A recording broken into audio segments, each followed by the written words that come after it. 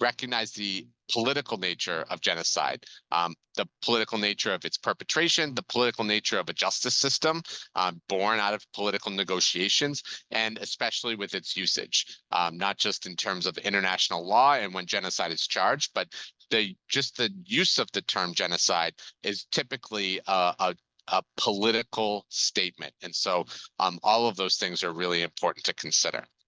And so as we look to our next question, who are the people before they became victims? Oops, sorry. So victims of genocide do not know the ending. They don't live their lives in the shadow of the impending catastrophe. They're human beings. And so they live their lives like human beings do, with interests, with values, with dreams and hobbies and jobs. They seek to do what all of us seek to do, is to live a fulfilling life. And they don't know what's going to happen in the future. And so it's really, really important to talk about victims, to talk about survivors as the unique individuals that they were, to teach them about their lives, their values, their religion, how they lived their life, what was some of the identifying characteristics of what they believe, their culture, their values, their family history, or how they interacted with family, and to understand and learn about them, to teach their human story, to follow that story through the event of genocide, how they were able to survive or how they were murdered. And if they did survive, what happens after? How did they rebuild their lives? Did they remarry? Did they move? Did they return back to where they had lived before and their community was shattered, right? All of those things are really important to teach that human story and to foster empathy, to make our students care about these people that live through these horrifying events, and to care about them and to care about the event, and hopefully to care about genocide, in that it is a total rupture of society, of history. And so it's vital to learn about how it destroys in the lens of the people in which it did cause the most damage to. And so our next question is about, how did genocide occur, right? How was it possible for a group of people to target a marginalized community and seek to eradicate them in some way? And so it's really important for students to recognize that genocides do not occur in a vacuum. They're often the result of longstanding division, latent animosity between an in-group and an out-group. In that buildup, propaganda, othering, dehumanization is a prerequisite. So these divisions already have existed in society, as we've seen in genocides of the past, and it is powerful people that seek to incite those divisions, to inflame those hatreds, to make the average person see their potential victims, to see that outgroup as less than human. And they do that often with fear, with uncertainty, with this apocalyptic worldview that this is a preemptive and a preventive attack against this outgroup, this marginalized community, because if you don't take these actions to destroy them, they will come and destroy you, right? And so building up on that fear, that uncertainty, the instability of society is often when we see genocides occur. And with that, we see the normalization of violence, the lack of accountability, and a general lawlessness that policy leaders and the rhetoric that are coming from the leaders of genocidal groups normalize violence. They promote lawlessness. They allow for vigilantes and bad actors to act with impunity, with no accountability, and that becomes a normal cycle. And so with that, we have this kind of dual aspect of genocide, where we often think of genocides being enacted or perpetrated by the higher powers, the Hitler, the communities of the Union of Progress, the Committee on the Union of Progress, Stalin. But genocide is a very personal, intimate experience for the victims, who are often betrayed or killed or imprisoned by the people that they knew and they trusted in their communities. And so it's not just this destruction of their culture or their people or their beliefs or their way of life. It is also a dramatic change in their trust in the world, that they are concerned about their communities. They lack trust for their neighbors moving forward. And so to rebuild after a genocide becomes that much more difficult because of this personal experience. And so we leave that to my last kind of question about how do we remember a genocide, and especially looking at the role that museums and memorials play for individuals, that means for victims as well as perpetrators, as well as bystanders and everyone in between, for communities, for nations, for the international community, and how the role of museum and memorials to remember, to honor, and to educate changes within time, that these entities are living and breathing and changing, that we bring ourselves into this exercise of memory. So that memory changes by our knowledge of what we know about the event. It also changes by our knowledge of the world today, and how understanding a genocide of the past not only impacts how we view the genocide of the past, but also how we view our society today, and also what we think about the future. And so this complete rupture, as I mentioned, that separates the past from the future, the ability to reconcile this complete societal breakdown will help us hopefully inform all of us, and especially to victims who seek to move forward, of how to repair this society, to rebuild the trust in communities, into growing trust into institutions again, and also to move forward in the hopes of progress.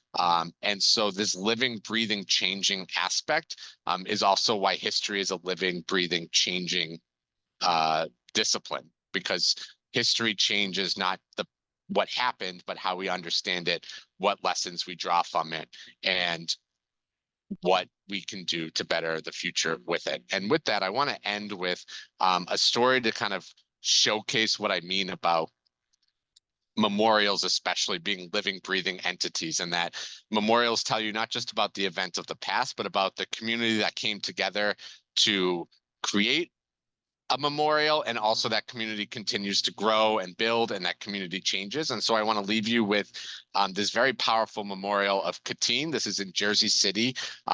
You can see the New York City skyline in the back. Katyn is the murder of over 20,000 Polish officers and police by the Soviet Union in 1940.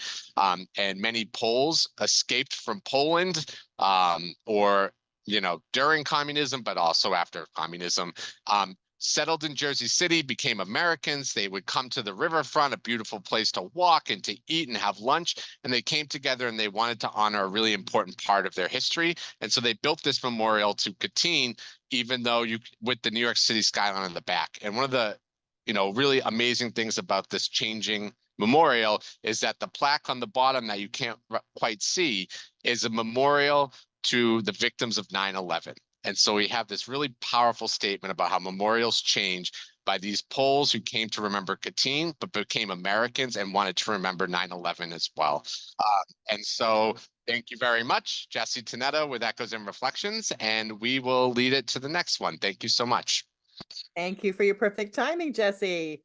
That was and a very engaging presentation. I really appreciated having the opportunity to hear more about Echoes programming on genocide. Next up is Dr. Tatiana Boryak, who is going to speak with us about Holodomor, how to teach about the man-made famine in 1932 and 1933. Thank you very much. The floor is yours. It is my pleasure to be in this community, and I would like to share some thoughts on how to teach about the Holodomor. So the next slide, please. It is essentially to do a step back, and basically to make a brief outline of Ukrainian history, starting from the 18th century, because it was the period when the Ukrainian state was conquered by the Russian one. And so it was the point when this troubled Russian-Ukrainian relations developed. Then obviously it is very important to mention the Russian-Ukrainian War of 1917-1921, because it's basically pretty similar to the war that is taking place now, that actually began in 2014. So it is important for the students to understand that basically the prerequisites for the Holodomor, they actually lie in that war that is called the Ukraine Revolution. Also, it is very important because from my experience at Vilnius University, many students have troubles with understanding on the ideological prerequisites of and foundations of Bolshevism or of Russian communism. So it really was paying a bit of attention to this. Also, it is very important to show the aspects that are familiar to a genocide scholar, the dehumanization, how this process was taking place. Next slide, please. Then I would suggest looking at the Holodomor, the decisions by the state that basically orchestrated it, a confiscation of food, not only grain, because before it was believed that it was confiscation of grain that caused the famine, but in Ukraine it was confiscation of both grain and food, and this explains a dramatic difference in numbers of victims if we compare the victims in Ukraine with the victims in other parts of the Soviet Union. Then I would also suggest looking at living through the genocide from the points of view of humanism and evil, how people, how neighbors were trying to help each other, and on the other hand, how this or other neighbors were responsible for joining the authorities and confiscating food. Also, survival strategies. I would suggest to look at them. And in one presentation, we heard this notion that it could be pretty depressive to do research or to teach about the genocides. And I think that these aspects as humanism, as survival strategies, they offer us as historians, but also as teachers, as human beings who are trying to educate young generation, to show some space for hope, for some kind of this positive actions that are still part of mass atrocities. Next slide, please. The next aspect is very important. It basically explains why this genocide was not visible for so many decades. It's because of, as I call it, information war against the famine, and we know that the denial of a genocide is basically the last stage of a genocide. So here I suggest the points that could be integrated into the course. And third point is very important. It's liquidation of the archives. It basically explains why even Ukrainian historians did not know about the famine for so many decades. And basically, only in 2000s, when a huge array of oral history had been recorded, Ukrainian historians were finally able to collect this puzzle and to understand the mechanism, the time frame, the methods, the consequences of the famine. And this part of story about Holodomor, it is a very telling story of genocide denial in general. How the state was using so many instruments, starting from physical oppression of bearers of memory about the famine. How the state was focused on prohibiting any mention and having criminal punishment for such mentions. How it intentionally liquidated the archival records in the archives. What instruments the Soviet state used to deny the famine before the eyes of the international community, with disinformation, manipulation, how it prepared visits of famous foreigners, how it blamed famine survivors as Hitler collaborators, as Nazi collaborators. And basically, it is amazing, but we still hear this narrative about the Nazi about Ukrainians as Nazi collaborators, and it basically goes already from 1933, and how the world allowed itself to be cheated with the Soviet propaganda, with when so many financial resources were thrown by the Soviet state in order to create a very positive image of the Soviet Union, and then having this positive image, you could barely believe that the state would intentionally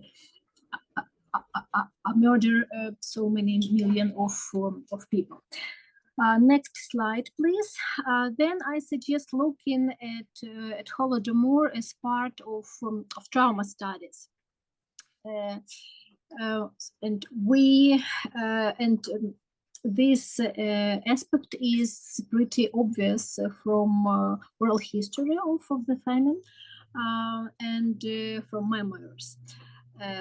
So you can see there how signs of trauma are represented, in what combination you could find the signals of trauma. How, as a researcher, you could compare the signals depending on time of record of this or that source. You can also watch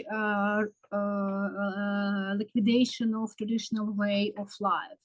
You can look at fear to talk about the famine and what is called as intergenerational trauma, how the generation that survived the famine was afraid to pass memory to the next generation about the starvation, being afraid of punishment from the state. How it is important to have a public space that is, and a society that is ready to listen to the survivors, because by 2000s, basically Ukrainian society did not know a lot about the famine, and personally this is my case, and therefore the survivors felt that they are not wanted to be listened to.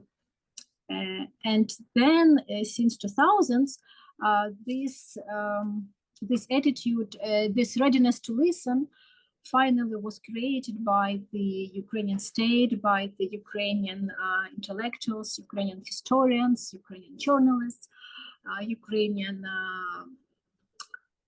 museum specialists, and finally the survivors started talking, and that's an amazing phenomenon.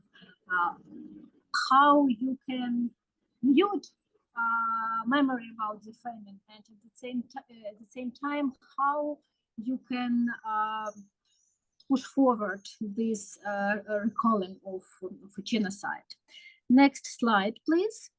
Also, I suggest looking at Holodomor as part of memory studies. And according to my estimations, we have now more than 110,000 of oral history and memories about the famine. So it's an amazing amount of testimonies.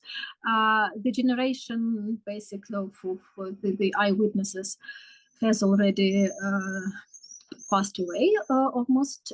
So we can now analyze this massive, and for the teachers, it's a great opportunity to choose whatever aspect they would like to focus. You can look at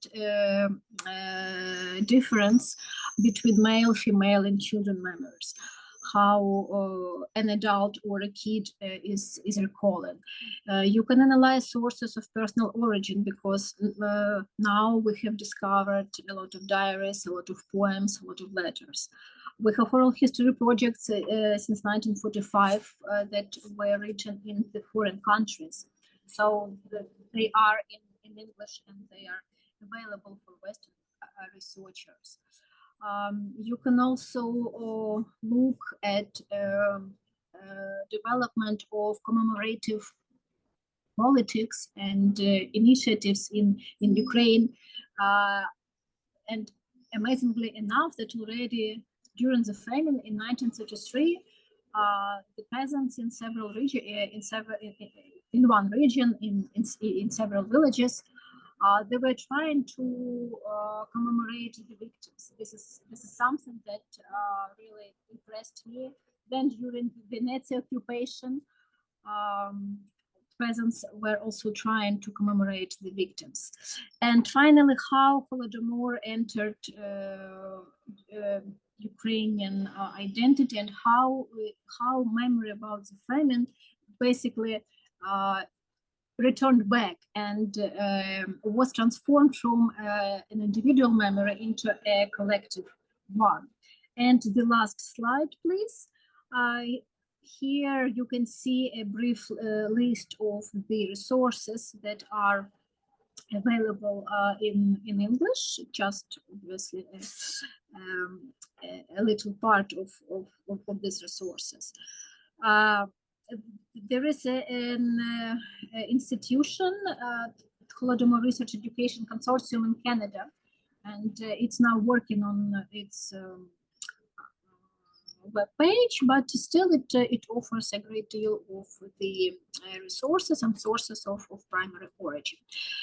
So you have my contacts, and I would be glad to share more information. And I'm sorry I'm sitting outside because my kids will not give me to do this inside. So thank you so much.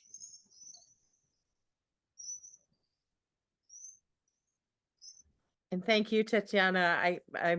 I know that in the United States, we don't have nearly enough information about Holodomor, and that oftentimes teachers are looking at the Canadian materials as a resource. So thank you for sharing all of that with us. Next, we have Inessa Stepanyan. Am I saying that correctly? Yes. Oh, very yes, good. I'm here.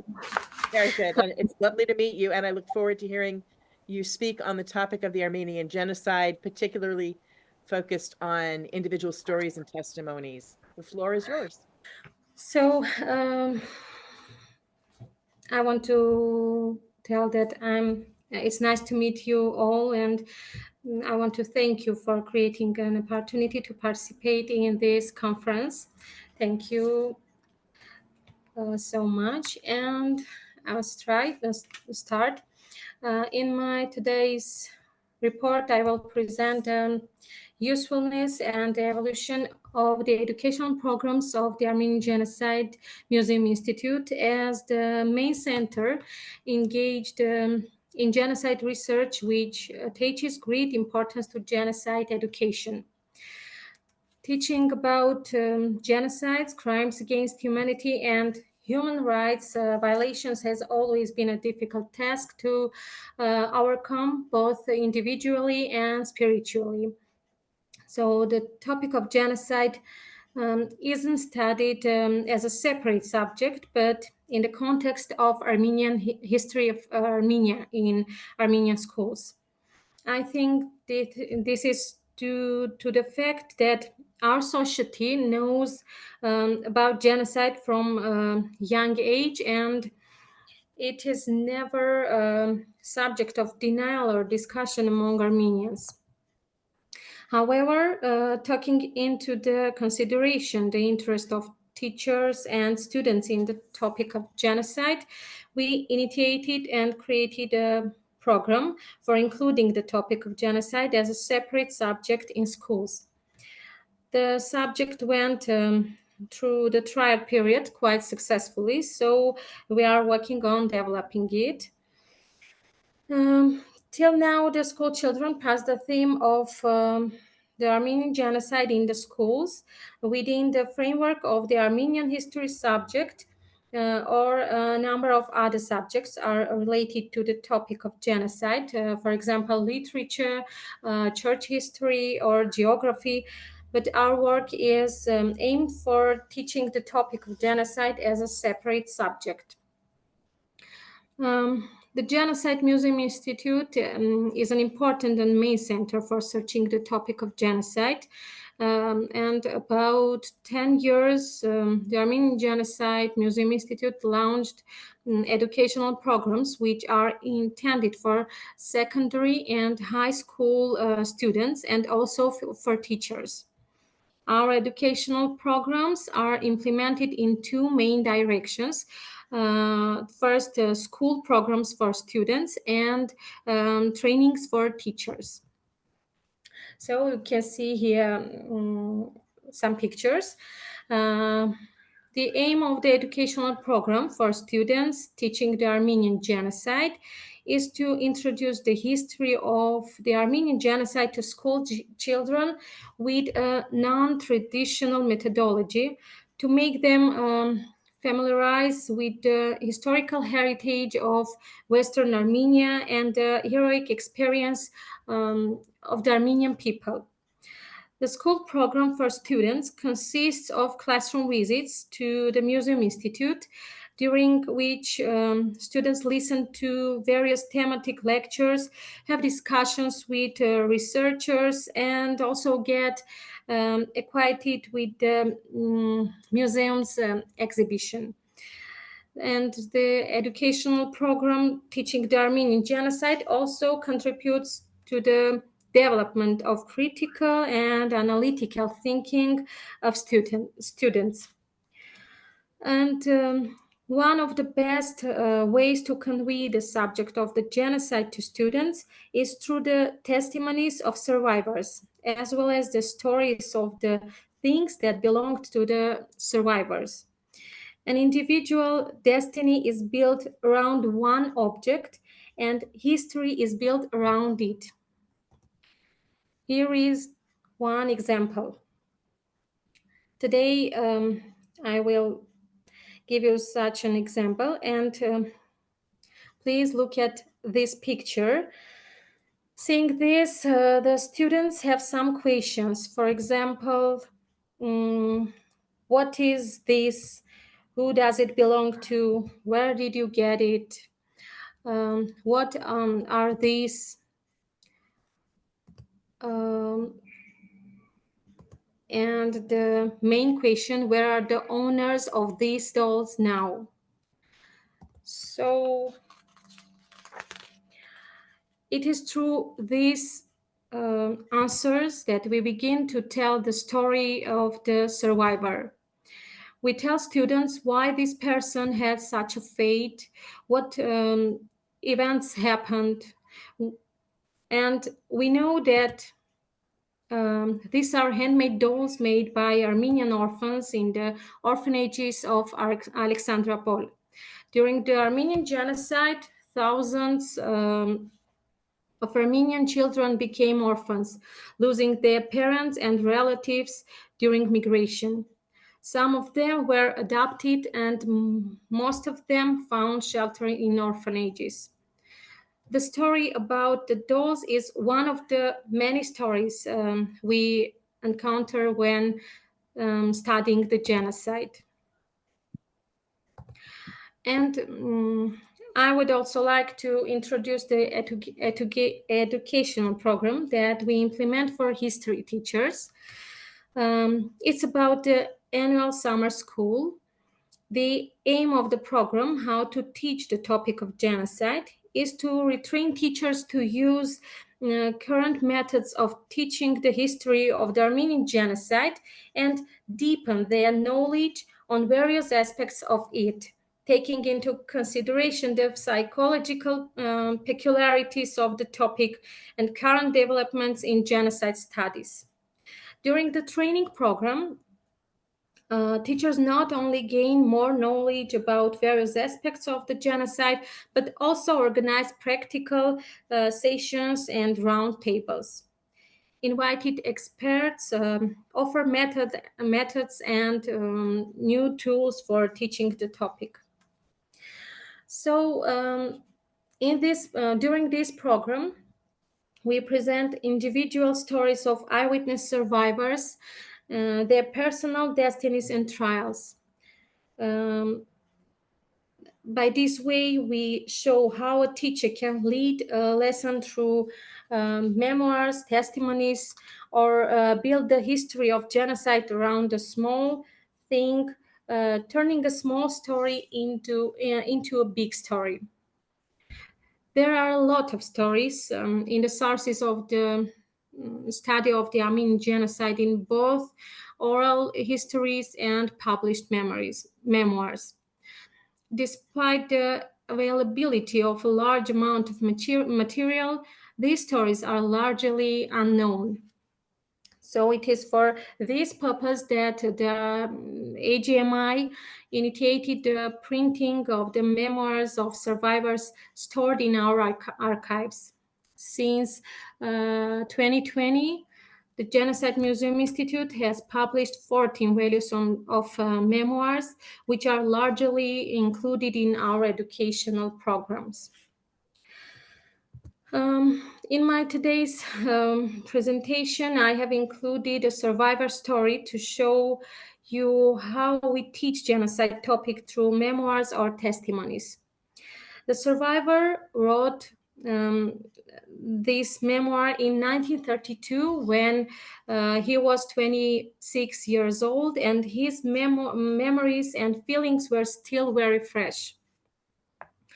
Our survivor, Aram Mantasyan, begins his memoir by telling about his birthplace, his family. He represents their peaceful life before the genocide. In their memoirs, survivors describe their home, family customs and traditions in great detail. They tell how they felt about the impending danger, how the violence against them started. All of these descriptions and stories create an immediate connection between the student and the survivor. Students get an idea of a given period, environment, and situation there. Oh. Where is my... I'm sorry. Okay.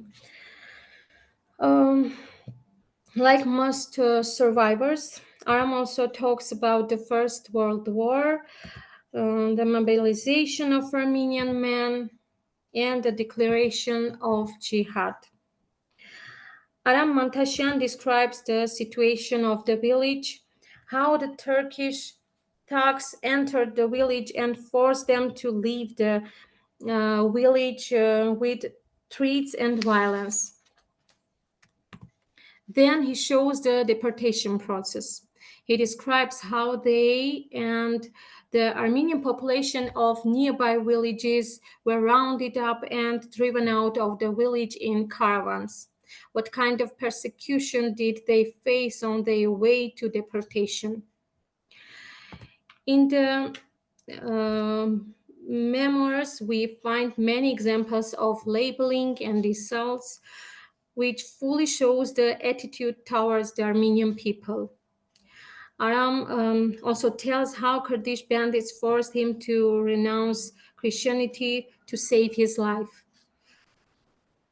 So today I have presented to you the life story of only one survivor, but there are many individual stories, testimonies, memoirs, and they are part of the history of the genocide. So it is impossible to teach the genocide topic without these stories. And finally, let us make some conclusions. These stories raise awareness of the horrors of genocide and our losses. Individual stories symbolize the revival of the Armenian people and the power to live and regain their identity. Through individual stories, the student forms an idea about pre-genocide and genocidal stages. Thus, students get the opportunity to highlight and then analyze all the reasons, circumstances, objective and subjective factors, thanks to which we reveal all the peculiarities of the genocide. Thank you very much. It was particularly enriching to learn about those testimonies, to hear the individual voices, let's put it that way, and look at all of the things that your museum is doing to promote those primary sources. Yes. Thank you. Thank you. So I have a couple of questions to get things started. I also wanted to ask Tatiana about, I'm concerned when you mentioned,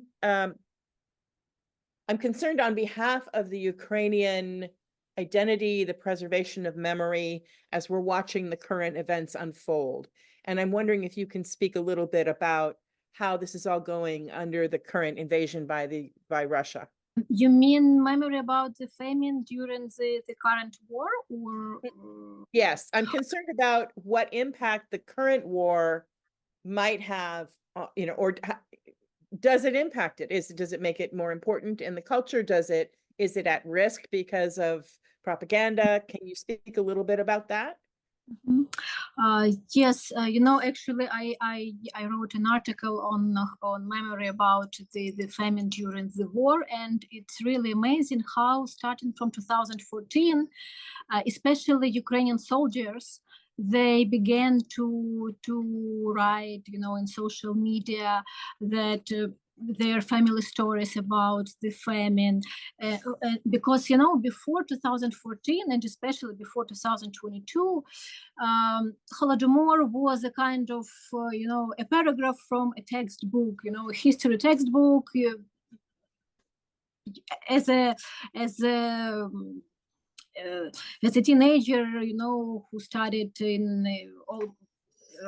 after the collapse of the Soviet Union, I had no lessons about the famine. So it was, this before 2014, it was this meeting of Ukrainians with their family stories, with the stories of their neighbors, with the stories just of Ukrainians, about the famine. And after 2014, Ukrainians finally, connected the genocide of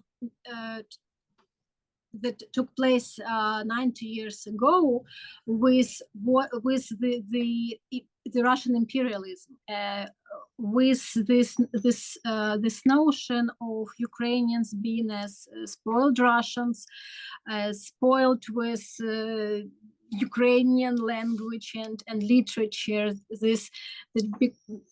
Especially after 2022, for so many Ukrainians, it suddenly became so obvious that the politics of the Russian state basically is the same. Instruments instruments differ. In 1932 it was food, now it is food and missiles.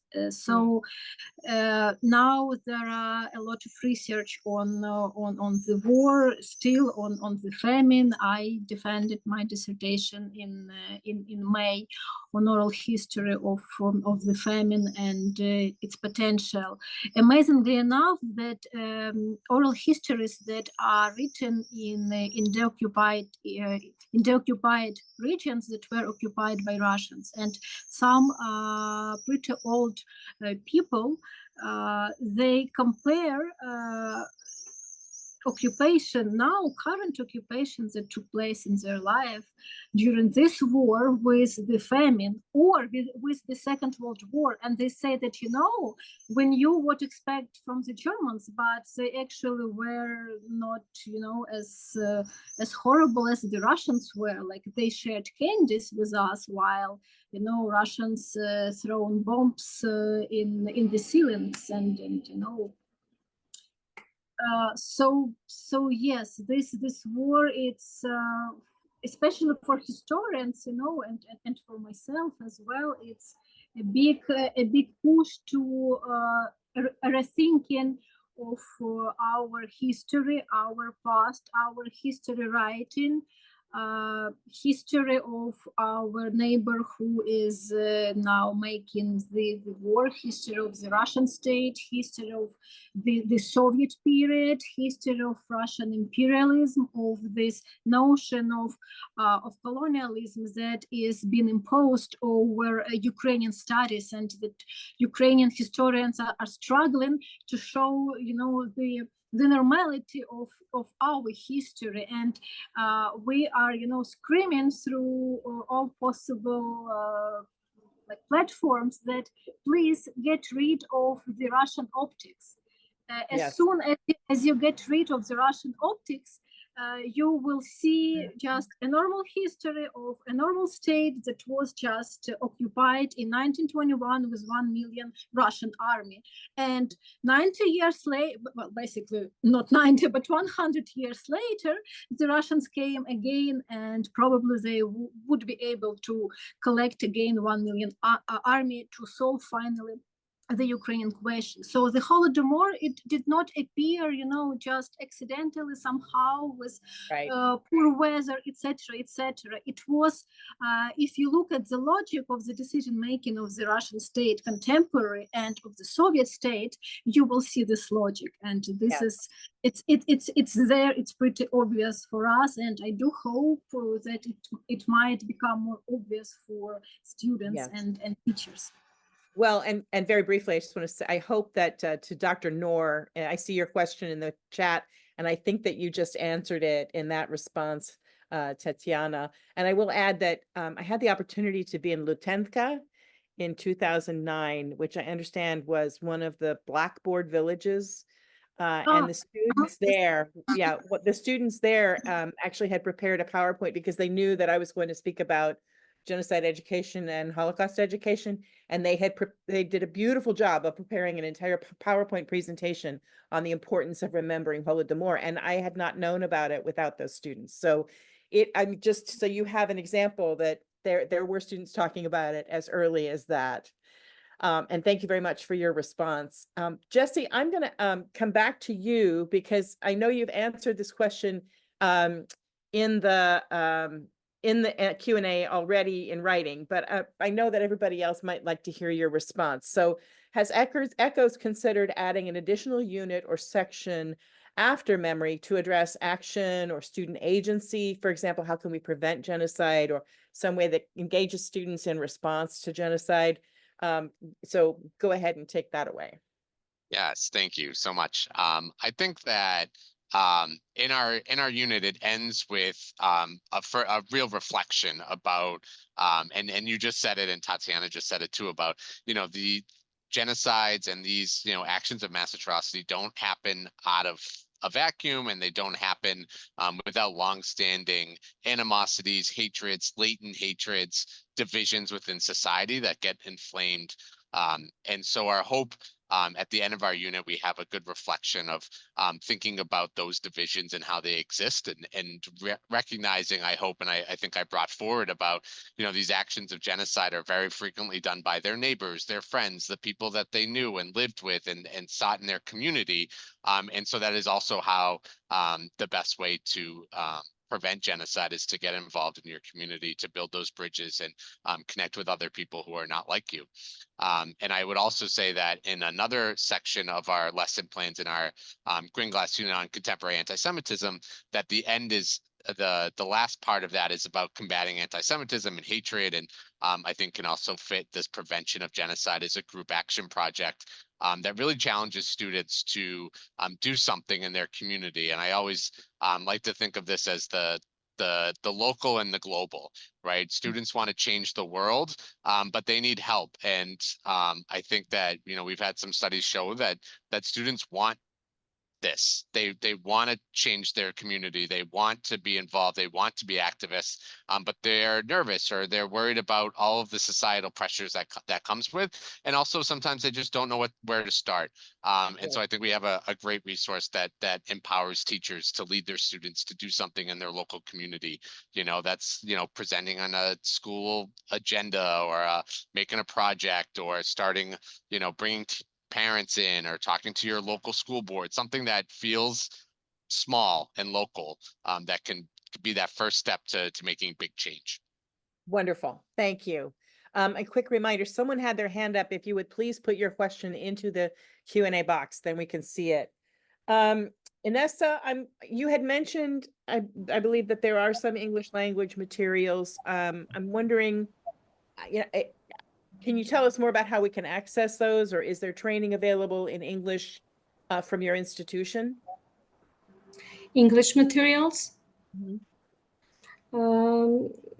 Unfortunately, we have no much more English materials in testimonies or in memoirs, but we have oral history archives in English and in Armenian also, and we will try to translate memoirs in English from Armenian to English. So I hope we have about 200 people here that would be interested in learning more about that. So yes, I hope it will be soon. Okay, very good, very good. And we're not seeing that question in the box yet. But I thought I saw one moment, please. Okay, we answered that one.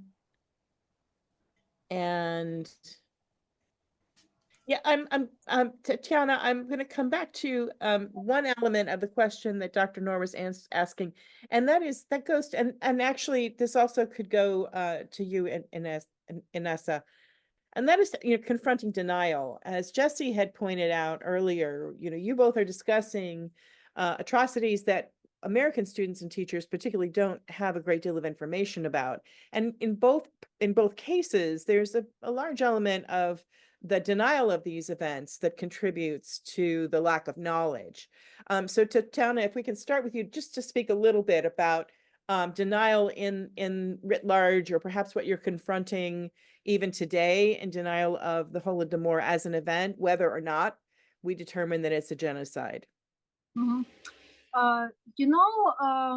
We witnessed a pretty strong information war of the Russian state against the Holodomor, basically since 1991 till 2014. But actually this war began, and I'm showing this in my book, but it's in Ukrainian. I do hope I will be able to do it in English for Western audience. But basically this information war began already in 1932.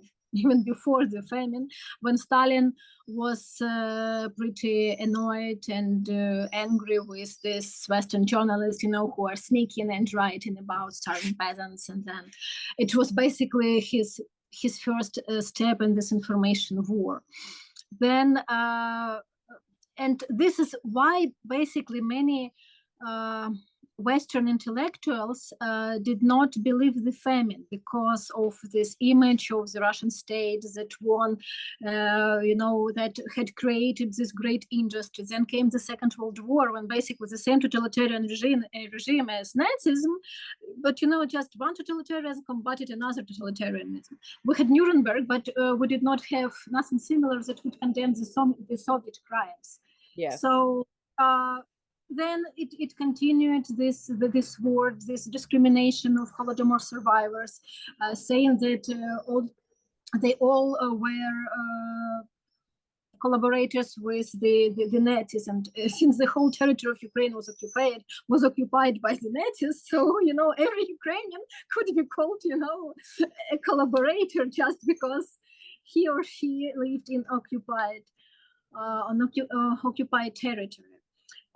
But after 2014, and Ukrainian historians stopped any collaboration with Russian historians, so they are on their own, we're on our own. Amazingly enough, I'm a war refugee with 2 kids in Lithuania right now. And in Lithuania, I met 2 people who said that their grandparents were Holodomor survivors who escaped either to Georgia or to Russia, to St. Petersburg, and they ended up in Lithuania, and they are now Lithuanians. And just 2 people. Incredible story. And I'm afraid we have like 30 seconds for Inessa to respond to that question, but that was so fascinating. Thank you, Tatiana. Inessa, can you speak just for a quick second about the impact of denial on education in your situation? Yes, of course. I want to mention that the policy of denial continues, and only the wording changes. But in our educational programs and in genocide studies, we are trying to use all our tools and resources to